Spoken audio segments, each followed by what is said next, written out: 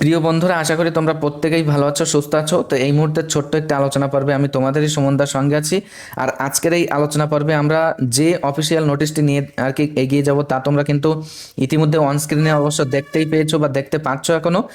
আর আশা করি প্রত্যেকেই অবগত আছো ইলেকশনের আগে থেকেই যে নবনির্বাচিত রাজ্য সরকার পশ্চিমবঙ্গ, তাদের তরফ থেকে আর কি মহিলাদের উন্নয়নমূলক একটি প্রকল্পের কথা কিন্তু আশ্বস্ত করা হয়েছিল ইলেকশনের আগে থেকেই। আচ্ছা, যেটা কিন্তু আগামী 1 জুন থেকে কার্যকর হতে চলেছে, অর্থাৎ অন্নপূর্ণা ভাণ্ডার প্রকল্প।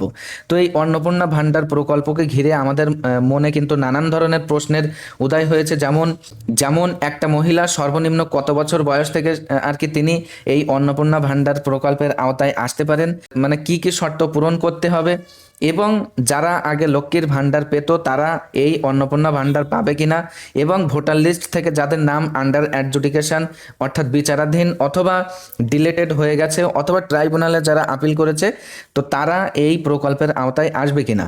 এছাড়াও আরও বিভিন্ন রকম আর কি প্রশ্ন তোমাদেরকে সরাসরি আমি মূল আলোচনা পর্বে নিয়ে আসি। দেখো, প্রথমত দেখো, এই যে মার্কিং করলাম আমি এই আর কি প্যারার মধ্যে, যেটা বলা হচ্ছে যে রাজ্যপাল আর কি পশ্চিমবঙ্গ সরকারের পক্ষ থেকে অন্নপূর্ণা ভাণ্ডার বা অন্নপূর্ণা যোজনা নামে একটি যে প্রকল্প চালু করতে সম্মতি জ্ঞাপন করেছিলেন। তো এই প্রকল্পের উদ্দেশ্য হলো পশ্চিমবঙ্গে বসবাসকারী মহিলাদের ক্ষমতায়ন ও আর্থ সামাজিক উন্নয়নের জন্য প্রতি মাসে নিশ্চিতভাবে 3,000 টাকা আর্থিক সহায়তা প্রদান করা।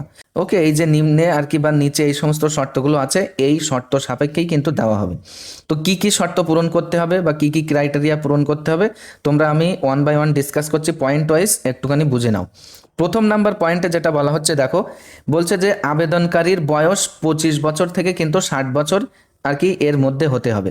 আচ্ছা, দ্বিতীয় নাম্বার পয়েন্টে যেটা বলা হচ্ছে যে আবেদনকারী নিম্নলিখিত কোনো প্রতিষ্ঠানে যদি স্থায়ী সরকারি চাকরিতে নিযুক্ত থেকে নিয়মিত বেতন বা পেনশন প্রাপক হয়ে থাকেন, তাহলে কিন্তু তিনি এই প্রকল্পের আওতায় আসতে পারবেন না। এইবার নিম্নলিখিত আর কি পয়েন্টগুলো কি কি বা বিষয়গুলো কি কি, এখানে দেখো কমা কমা দিয়ে লেখা আছে, যেগুলো আমি বলছি ওয়ান বাই ওয়ান। দেখো, প্রথমত যেমন মনে করো কেন্দ্রীয় সরকার বা পশ্চিমবঙ্গ সরকারের অধীনে আর কি যদি কেউ চাকরি করে থাকে, তাহলে তিনি কিন্তু পাবেন না। কোনো মনে করো সংবিধিবদ্ধ সংস্থা কর্তৃক যদি কেউ কাজ করে থাকে, তাহলেও কিন্তু হবে না।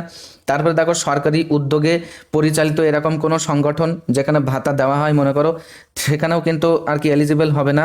তারপরে পঞ্চায়েত বলো, পৌরসভা বলো অথবা স্থানীয় সংস্থা বলো, যেগুলো রাজ্য সরকারের সাহায্যপ্রাপ্ত একটা শিক্ষা প্রতিষ্ঠানে মনে করো, বা রাজ্য সরকারের দ্বারাই কোনো শিক্ষা প্রতিষ্ঠানে তুমি মনে করো কোনো শিক্ষক বা নন টিচিং স্টাফ বা অশিক্ষক পদে তুমি চাকরি করছো, তাহলে কিন্তু তোমরাও পাবে না। আচ্ছা, তারপরে 3 নম্বরে তোমরা দেখো যে আবেদনকারী কোনো কিন্তু এনি ইনকাম ট্যাক্স যদি পে করে, তার মানে মাসিক 3,000 টাকা আর্থিক সহায়তা আর কি ডাইরেক্ট বেনিফিট ট্রান্সফার, অর্থাৎ যেটাকে সংক্ষেপে বলা হয় ডিবিটি। তো এর মাধ্যমেই কিন্তু সুবিধাভোগীর মানে যারা আর কি এই মনে করো অন্নপূর্ণা ভাণ্ডারের আর কি একদম অ্যাকসেপ্টেড হয়ে যাবে, তো তারা কিন্তু তাদের আধার সংযুক্ত ব্যাংক অ্যাকাউন্টে সরাসরি আর কি এই টাকা জমা করা হবে। 1 জুন 2026 থেকে এটা কিন্তু কার্যকর হবে, অর্থাৎ ডিবিটি লিঙ্ক। তোমরা যারা এর আগে লক্ষ্মী ভাণ্ডার টাকা পেতে, তারা কিন্তু সরাসরি অ্যাকাউন্ট নাম্বার অনুযায়ী কিন্তু তারা টাকা পেতে, কিন্তু এখানে তোমাদেরকে ওই অ্যাকাউন্টে কিন্তু আধার নাম্বারের সঙ্গে এই যে ডিবিটি লিঙ্ক, এটা কিন্তু করা অবশ্যই প্রয়োজন। যদি কারো না থাকে তাহলে কিন্তু এটা অবশ্যই করে নিতে হবে। লক্ষ্মীর ভাণ্ডার প্রকল্পের মনে করো সমস্ত সুবিধাভোগী যারা, তারা কিন্তু অন্নপূর্ণা যোজনায় মানে অন্নপূর্ণা এই যে যোজনা, এখানে অন্তর্ভুক্ত তাদেরকে করা হবে। তবে এখানেও কিন্তু কিছু শর্ত সাপেক্ষে, যেমন মনে করো কোনো ব্যক্তি যদি মৃত হয়, মনে করো লাস্ট এই যে ভোটার লিস্ট পাবলিশড হলো, তো সেই ভোটার লিস্ট অনুযায়ী কোনো ব্যক্তি যদি মৃত হয়, তারপরে মনে করো স্থানান্তরিত হয়ে গেছে, ওকে, তারপরে মনে করো আর কি ভোটার লিস্ট থেকে ডিলেটেড, এসআইআর 2026 চলাকালীন মনে করো চিহ্নিত যারা অনুপস্থিত ভোটার, খসড়া তালিকা প্রকাশের যে দ্বিতীয় তালিকায় যারা মনে করো বাদ পড়া ব্যক্তি, তার মানে যারা তোমরা ট্রাইব্যুনালে আপিল করেছো, ট্রাইব্যুনাল কর্তৃক যদি তোমরা আর কি রিজেক্টেড ভোটার হয়ে যাও, তার মানে ডিলেটেড ভোটার বা অবৈধ ভোটার যদি হয়ে যাও, এটা যদি প্রমাণিত হয় তাহলে কিন্তু তোমরাও সেক্ষেত্রে টাকা পাবে না। যে নতুন যারা আবেদনকারী হবেন তাদের জন্য কিন্তু 1 জুন 2026 থেকেই অন্নপূর্ণা যোজনা এই যে পোর্টাল, এটা কিন্তু চালু হতে চলেছে।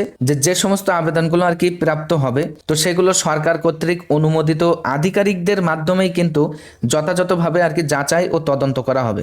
গ্রামীণ এলাকায় আর কি ব্লক ডেভেলপমেন্ট অফিসার, আর যারা মনে করো শহরাঞ্চলের মানুষ, তাদের ক্ষেত্রে কিন্তু এই যে সাব ডিভিশনাল অফিসার অর্থাৎ এসডিও অফিসার, তাদের দ্বারাই কিন্তু কি করা হবে, যোগ্য আবেদনকারীদের তালিকা অনলাইনে আর কি জেলা শাসকের কাছে কিন্তু অনুমোদনের জন্য পাঠানো হবে।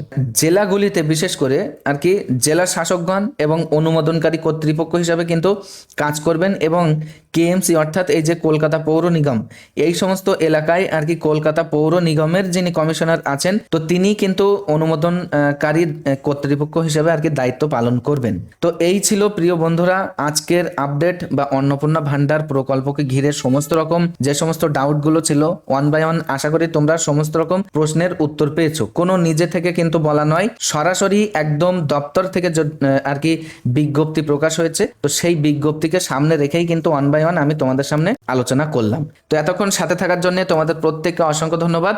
দেখা হবে আমাদের পরবর্তী একটি আপডেট ইনফরমেশনসের সাথে।